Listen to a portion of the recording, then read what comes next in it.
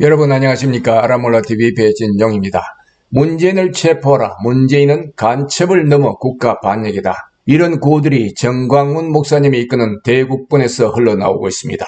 오늘날과 같은 누란의 위기에 처한 대한민국 처지에 이처럼 시원한 소리가 어디 있겠습니까?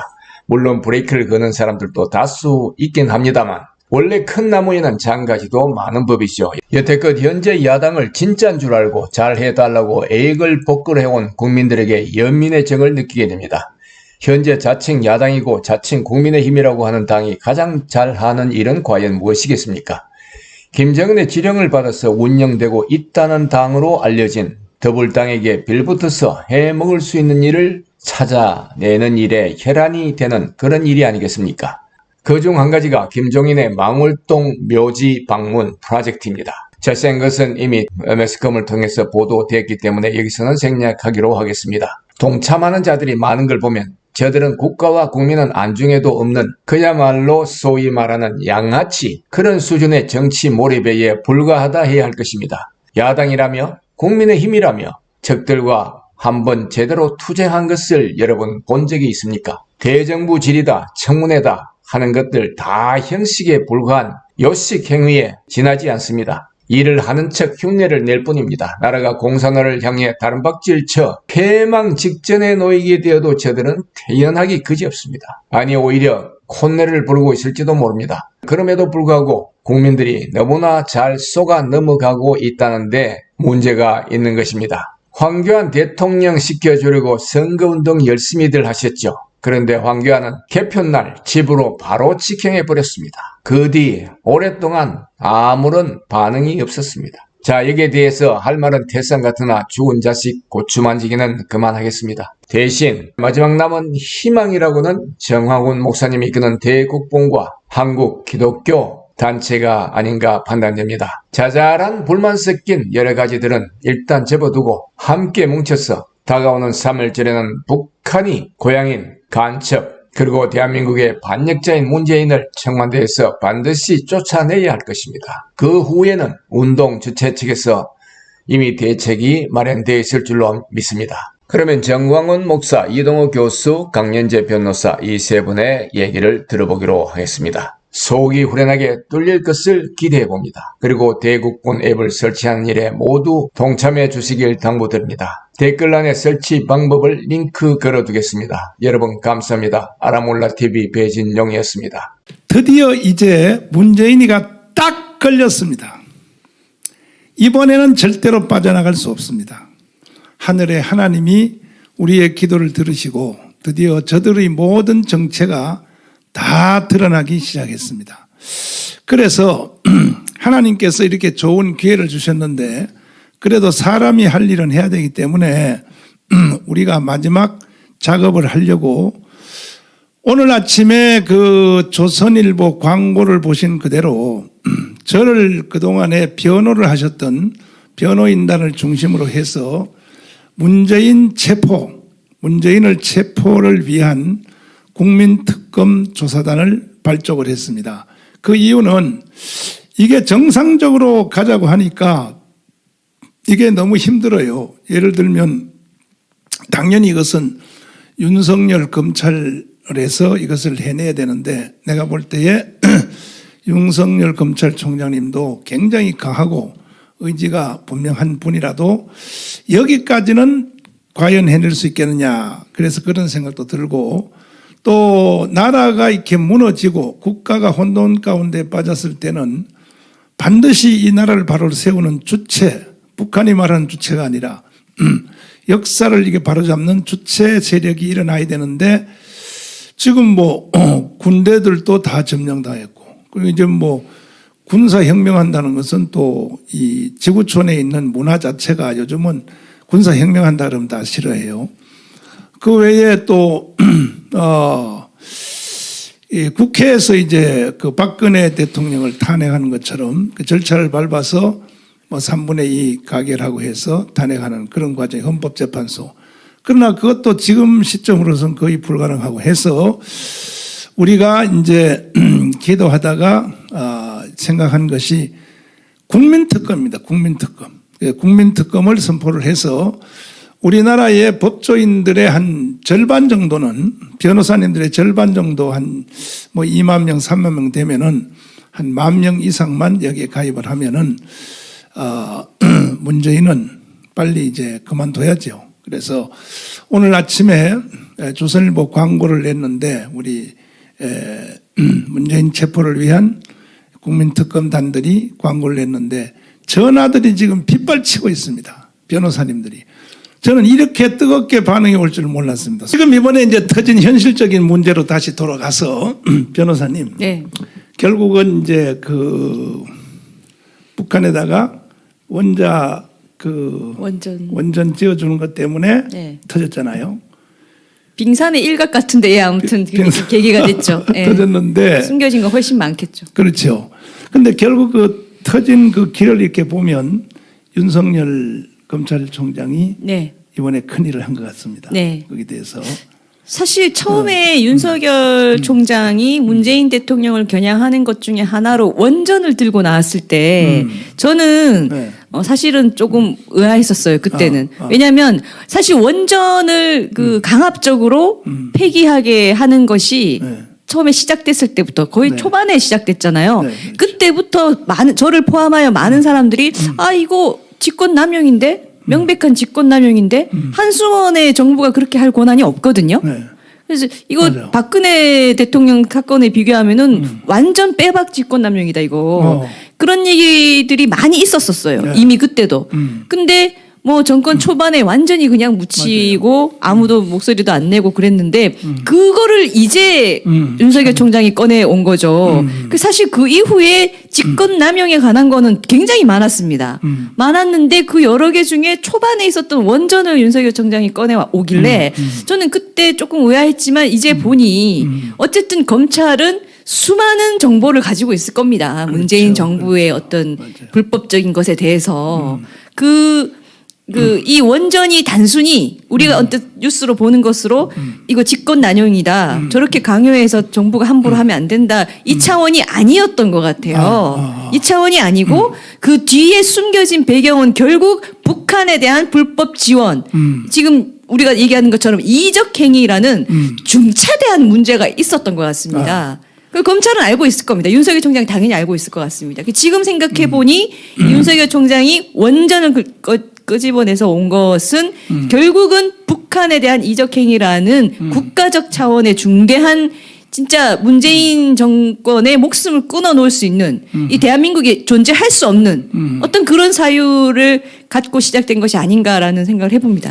어떤 뭐 지금 우리는 이런 말하는 것까지도 시간이 없어요. 이런 말할 시간이 없고 당장 이 문재인부터 끌고 나와야 되니까 만약에 문재인을 저대로 그대로 뒀다가는 문재인도 인간인데요. 그리고 나는 이렇게 바꿔 생각해 봐요. 내가 문재인 같으면 어떻게 할까? 극단적 행동을 나는 할 것이라고 생각합니다. 뭐냐? 계엄령을 선포하든지 뭐 별짓 다 하겠죠. 이제 어차피 뭐 이렇게 됐는데 그냥 쉽게 물러나겠습니까? 그래서 이러한 그 중차대한 이런 사건이 우리가 앞을 맞이했기 때문에 이번에 우리 저를 변호하신 변호인단을 중심해서 우리 강현재 변호사님, 이명규 변호사님, 이성희 변호사님 또 정말로 목숨 걸고 싸우는 고영일 변호사님 등등 구주화 변호사 등등을 해서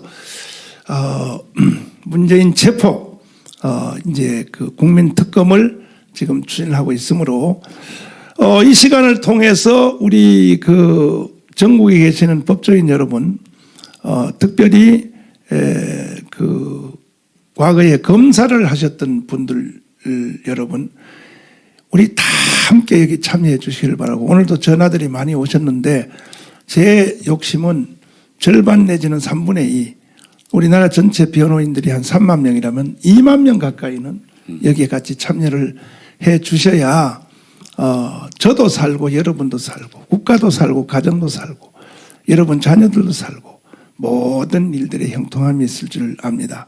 꼭 참여해 주시길 부탁을 드리고 또 오늘 저희들이 그 전화를 받은 것 중에는 왜 법조인들만 하느냐 이런 얘기가 또 많이 왔어요. 네. 그래서 그러니까 저희가 이제 뭐 특검, 국민 특검 이런 표현을 쓰고 또 변호사단이 어제 기자회견을 하다 보니까 그런 또 오해가 있으셨는 것 같은데 사실 문재인 체포는요, 실제로 체포해서 끌어내려야 한다는 어떤 법적인 표현이기도 합니다만 약간의 상징적인 표현도 됩니다. 그러니까 문재인을 어쨌든 저 짓을 중단시켜야 된다는 거거든요. 시민 저항권의 표현이죠. 네, 맞습니다.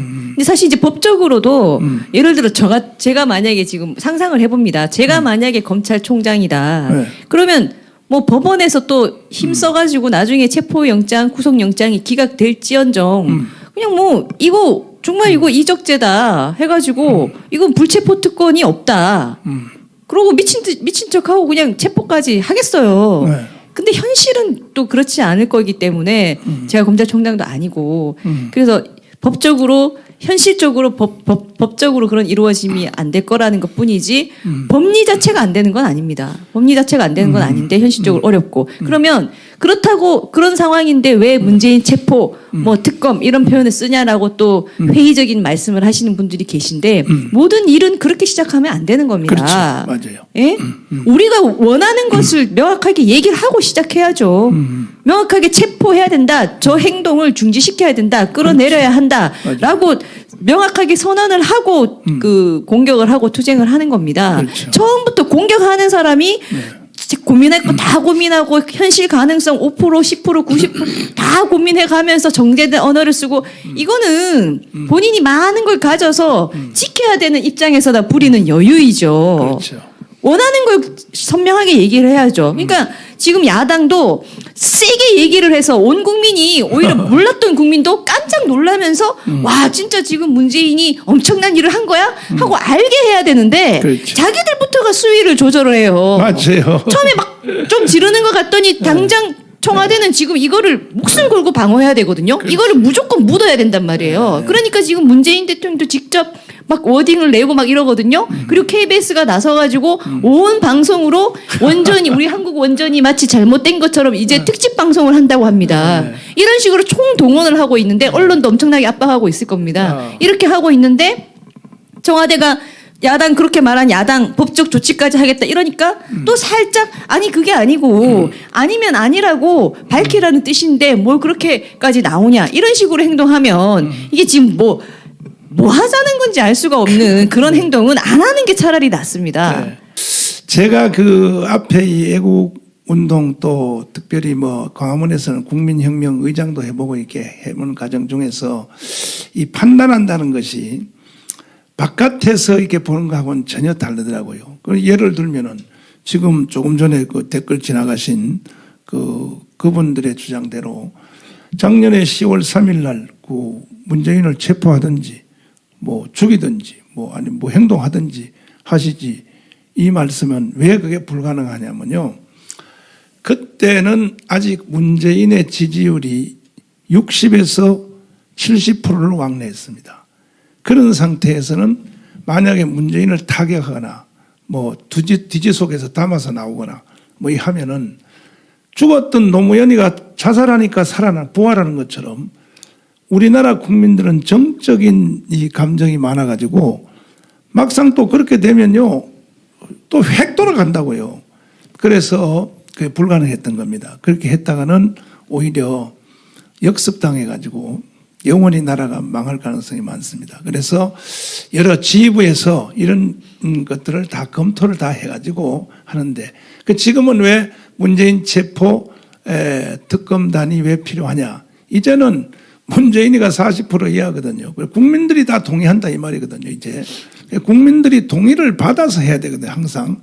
그래서 그렇게 된다는 것을 아시고 잘 이해를 해 주시기를 이제 바랍니다. 그러면 이제 이번에 오늘 특별히 나온 뉴스에 의하면은 이게 이제 북한의 원자력 발전소 우리 거는 해체시키고 네. 대한민국의 원전은 폐기하고 네. 그것도 또 우리 원전 중에 길리 1호라고 하는 것은 중수로라서 여기서 나오는 그 찌꺼기가 우리 원자탄을 만들 수 있는 네. 이종훈 박사님 말씀에 의하면 경수로도 원자탄을 만들 수는 있대요. 네. 그런데 양이 적게 나와서 네네. 뭐 10년 모아야 되고 하는데 이번에 폐기한 그 중수로는 즉각 우리가 핵무기 만들 수 있는 이러한 그 발전소인데 이걸 폐기했단 말이에요. 네. 이걸 폐기하고 원자력 전문가들의 말에 의하면 그 폐기한 것을 처리하기도 곤란하거든요, 사실이요. 그 결국은 북한에다 갖다 이걸 지으려고 했던 의도가 아닌가 이런 이제 말들도 하시는데 그래서 어쨌든 그걸로 인해서 문재인 정체가 드러나니까 계속 추적하고 해보니까 이게 원전만 아니고 대한민국의 모든 각 그 부처, 예? 모든 부처 심지어 방송까지 네. KBS, MBC 방송까지 뭐 북한에다가 뭐 KBS 지국을 짓고 해서 모든 부처가 북한 가서 이 할 수 있는 것을 다 보고하라 그랬다는 거야. 네. 예? 그것이 다 모여가지고 이제 대형 사고 터진 거예요 지금. 그러니까 우리가 가만히 생각해 보면 상식적으로 생각했을 때 모를래야 모를 수 없는 것 같습니다. 너무 그 부분에 대해서 귀와 눈을 닫고 일상에 매몰이 돼서 그렇지 한번 생각해 보십시오. USB 지금 줬다고 하죠. 그렇죠. 근데 뭐 트럭이 12대인가가 갔죠. 그렇죠. 그리고 비행기로 수송해서 귤 박스 갖다 주신 거 아시죠? 그것도 747. 예. 말고도 많이 있습니다. 뭐 북한에다 나무를 심어주겠다, 도로를 내주겠다 하면서 막 만나다가 미국에서 워킹 그룹 만들라. 그러니까 네 멋대로 설치지 마 이 말이거든요. 그렇지. 워킹 그룹 만들라. 이때부터 이제 사실상 막 설치다가 스탑이 됐는데 그 가만히 생각해 보면 제가 상식이라고 얘기 드리는 건 전례도 있고 상식인 것이 북한은요 돈을 안 주면 움직이질 않습니다. 그러니까 남한에서 뭐 만나자 이 평화적인 모습 좀 보여주자 쇼하자 판문점에서 만나자 이 모든 것을 돈이나 이득을 줘야만 움직이는 애들입니다. 이 김정은 이 북한 정권은 특히 대한민국의 이 민주당 좌파 주사파 이쪽 진영에서 정권을 잡고 평화적인 모드를 조성하자고 하면서 만나자 어떤 쇼를 같이 좀 해달라 이럴 때마다 잘 됐다 하고 엄청난 것을 요구하는 것이 상식이고 그들의 상식이고 실제로 그래서 대북 송금 사건이 있었잖아요. 그러면 김정은이가 문재인 대통령이 좋고 이뻐가지고 판문점 선언 이걸 해줬을까요? 절대로 그런 것이 아닙니다. 그 판문점 회담을 할 때 언론에서 당연히 가서 우리나라 한국 언론도 가서 취재를 하고 그것이 김정은한테도 나쁠 게 없지 않습니까? 근데 이 언론이 취재를 하는데도 언론사한테 돈을 달라고 했을 정도로 모든 게 돈을 줘야 움직입니다. 그렇죠. 근데 귤박스도 저는 정말 신빙성이 있다고 생각하는 게 과거에도 선례가 있었고 정말 귤만 갖다 줬으면 김정은이 아마 그 귤 다 폭파했을 것 같아요. 맞죠. 그 김정은의 생각을 김정은이나 맞아요. 그다음에 우리 기업가들이 가서 국수 먹고 오니까 국수만 처먹고 아무것도 한 게 없다고 말하는 걸 보십시오. 구멍으로 넘어가느냐? 예, 목구멍으로 넘어가느냐라고 할 정도인데 그 전체가 다 맞죠. 그렇단 말이에요. 근데 정말 만약에 이 말랑말랑한 귤을 비행기에 실어서 보냈다? 그거 받으면 김정은 제가 봤을 때 바로 그러니까 반응이 나왔을 돌려보냈지, 건데 돌려보냈어. 그냥 그 자리에서 부셔버렸겠죠. 맞아. 이따위로 맞아요. 삶은 소대가리가 하고 나왔을 겁니다. 그게 상식인 것 같아요. 그래 맞아요. 진짜 우리가 막 군을 동원해가지고 총 들어가서 막 다 수사하고 수색하고 막 이렇게 하지를 못해서 진실로 밝혀지지 못하고 있지만 상식은 대부분 맞습니다. 그렇죠. 상식적으로 저들은 돈 없이 움직이지 않는데 지금까지 얼마나 많은 것을 주고 약속했고 또 앞으로도 주려고 해왔는지가 어디까지 밝혀지느냐가 정말 중대한 국가적 과제라고 저는 생각합니다. 그렇죠. 그래서 이번에 뭐 그 USB 가지고 이게 난리가 났는데 USB는 아직도 USB는 그 계획 북한에 가서 이렇게 해야겠다 하는 그 계획이 탄로났을 뿐이고 아직 원자력 발전소를 북한 가서 지어준 적은 없거든요. 근데 이미 벌써 USB 보다가 다른 쪽에서는 북한에다 이미 갖다 준 게 많다는 거지.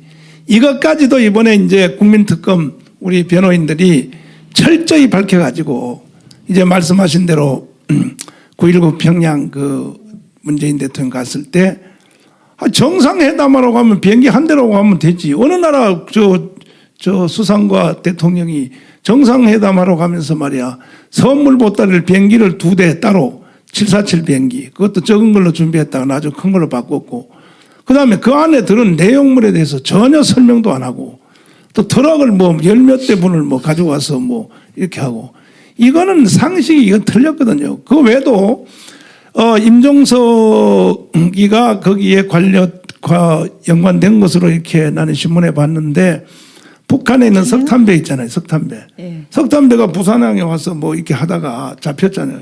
유엔한테 잡히고 미국한테 잡혔죠. 그뿐 아니라 석유 그 펄프 제품 이거 저 공해상에서 우리나라 배에서 북한배로 옮겨 실다가 저 미국의 인공위성한테 잡혀가지고 그 이런 것을 다 이제 파헤쳐야 되는데 전체를 다 이제 까야 되거든요, 이걸요.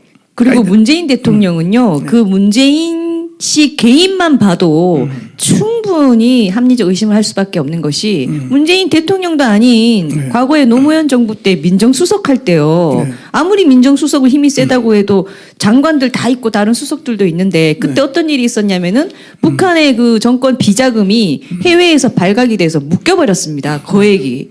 그러니까 이거를 어떻게 해결하고 싶겠죠, 북한 정권에서. 근데 중국에서도 국제사회의 시선과 제재가 겁나서 나몰라라 했어요. 네. 그랬더니 당시 민정수석 문재인 씨가 장관들 불러다 놓고 어떻게든 우리 정부가, 대한민국 정부가 그 자금을 우리가 대신 받아서 사실상 세탁을 해줘서 북에 보낼 수 있는 방법을 찾아보자라고 하고 장관들이 깜짝 놀란 거죠. 네. 특히 그 중에서 이제 법무부 장관은 법리 판단을 해서 알려야 되니까 이 법리 판단을 해보니까 이거 도저히 이거 안 된다.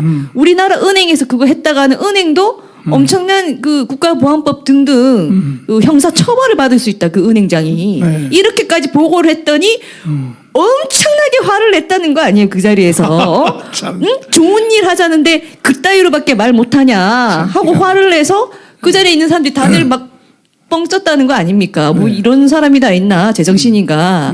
그것이 얼마 전에 조선일보 단독 기사로 났었습니다. 네. 그때 있었던 그 장관이 그 폭로를 한 거죠. 네. 이제 시간이 많이 지났기 때문에. 네. 저기 지금 여기 뭐 쌀도 갖다 줬어요. 뭐 맞습니다. 쌀도 지금도 쌀이 올라가는 것으로 난 의심하고 있는데 그래서 쌀값이 뭐 우리나라 쌀값이 많이 뛰었고 한데 뭐 다른 것도 많이 이제 가겠죠. 현찰도 달러 현찰도 나는 엄청나게 갔을 것으로 나는 짐작하고 있습니다. 그래서 이 모든 것을 일망타진해서 일단 문재인을 체포해서 끌어낸 뒤에 전체를 처음부터 조사를 때려야 될 것이고 또 여기